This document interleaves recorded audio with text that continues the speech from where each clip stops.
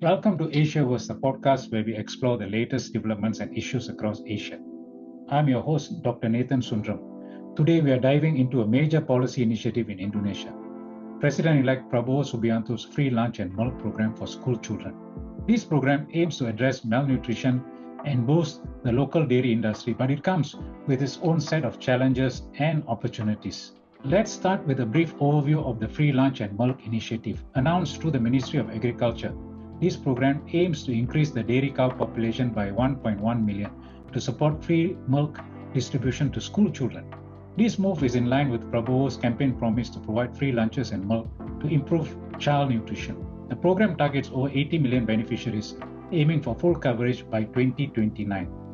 So what are the challenges faced? One of the main challenges is a significant investment and expertise required to scale up dairy farming. The government has requested companies to submit a business development plan for dairy cow farming, which has surprised many.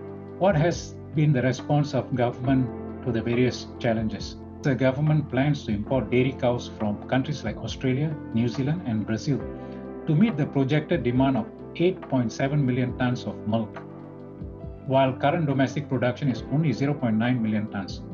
Domestic farmers such as those in the Sharia Agro Niaga Jabung Cooperative view this as an important opportunity to increase local milk production. To scale their operation, they seek government support for land, fertilizers, and capital. Let's explore the economic and social impact of this particular program. President-elect Prabowo has assured the state budget can support this program, which is crucial given that nearly 25% of Indonesian children are malnourished.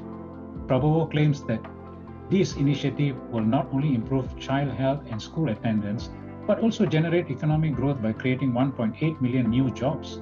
However, the implementation must be tailored to regional conditions, such as using buffalo or goat milk where appropriate, and even considering alternatives like eggs and fish where milk is too expensive. Now let's look at what needs to be done. Looking ahead, the success of this program will depend on effective government support and clear regulation. The collaboration between the government and the private sector is vital to ensure the program runs efficiently and achieves its goal without fiscal mismanagement. The initiative holds great promise for improving nutrition and stimulating the economy, but careful planning and execution are essential. There need to be some reflection, and various questions have been coming forward. So as we reflect on Prabowo's initiative, several important questions come to my mind. They are crucial for understanding the broader implication and the potential success of this particular program. The first, the economic viability of this particular program. Can the state budget sustain such a large-scale initiative over the long term? Prabowo has mentioned the program can generate an economic multiplier effect and create millions of jobs. However, is this projection realistic, and how will the government manage the financial risk? Prabowo has suggested budget refocusing and cuts to some non-essential programs to ensure fiscal discipline. Second, industry readiness. We need to really consider the readiness of the private sector. Many companies are being asked to invest in dairy farming despite lacking experience in this sector.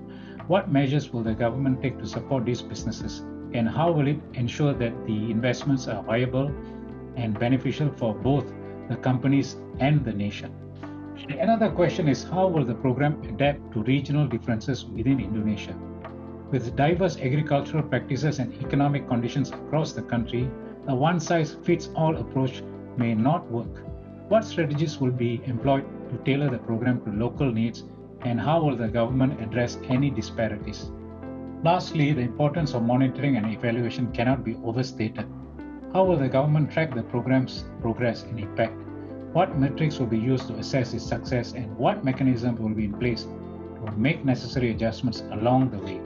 These questions highlight the complexity and ambition of Prabowo's free lunch and milk initiative. While the goals are commendable, the execution will require careful planning, substantial investment, and ongoing oversight. This is the end of our first podcast. I encourage our listeners to stay informed about this initiative and its development. A significant policy move that could transform child nutrition and agricultural landscape in Indonesia. For more insights and updates, visit our website at www PublicPolicy.co and subscribe to our AsiaVerse reports for free. Thank you for joining me on this first episode of AsiaVerse. As always, we aim to bring you in-depth analysis and thoughtful discussion on the policies shaping Asia's future. If you have any questions or topics you would like us to cover, please email us at info@ppaa.co. Until next time, stay tuned to the pulse of Asia, AsiaVerse. Thank you.